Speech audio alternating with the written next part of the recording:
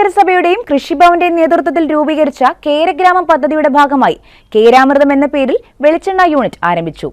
ഐക്യ ജംഗ്ഷൻ തെക്കുവശം പ്രവർത്തനം ആരംഭിച്ച യൂണിറ്റ് അഡ്വക്കേറ്റ് യു പ്രതിഭ MLA ഉദ്ഘാടനം ചെയ്തു.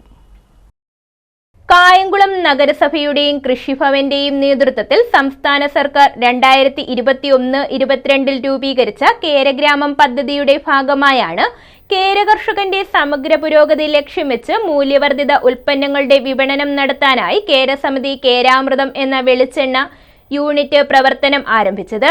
കായംകുളം ഐക്യ ജംഗ്ഷന് തെക്കുവശം പ്രവർത്തനം ആരംഭിച്ച യൂണിറ്റിന്റെ ഉദ്ഘാടനം കായംകുളം MLA അഡ്വക്കേറ്റ് യു പ്രതിഭ നിർവഹിച്ചു. ഞാൻ എപ്പോഴും പറയും, ഞാൻ കുട്ടനാട്ടിലെ എൻ്റെ ചുറ്റും പാടശേഖരങ്ങൾ കണ്ട് ജനിച്ചു വളർന്നുകൊണ്ട് കായംകുളത്തിന് നമുക്ക് പാടമില്ല.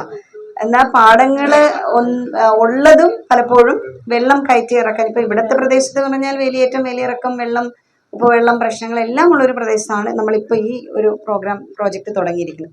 കായംകുളത്തെ സംബന്ധിച്ച് അത്തരം പ്രോജക്റ്റിനെ പറ്റി ചിന്തിച്ചാലും അതിന് വലിയ ചിലവേറിയതാണെന്നുള്ള മറ്റ് ഭൂപ്രകൃതി തന്നെ, ഇപ്പം ആലപ്പുഴയിൽ കുട്ടനാട് പോലെയുള്ള സ്ഥലത്ത് ഭൂപ്രകൃതി തന്നെ കൃഷിക്ക് അനുയോജ്യമായി കിടക്കുന്നത് കൊണ്ട് അവിടെ സ്വാഭാവികമായിട്ടും ആ കൃഷി ഇന്നും നശിക്കാതെ മുന്നോട്ട് പോകുന്നു.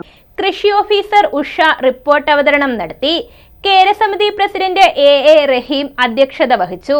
നഗരസഭാ ചെയർപേഴ്സൺ P ശശികല ആദ്യ വിൽപ്പന നടത്തി.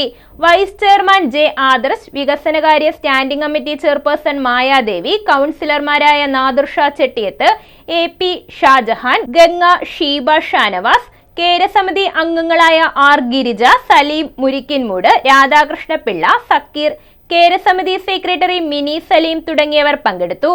News bureau, Kayamkulam.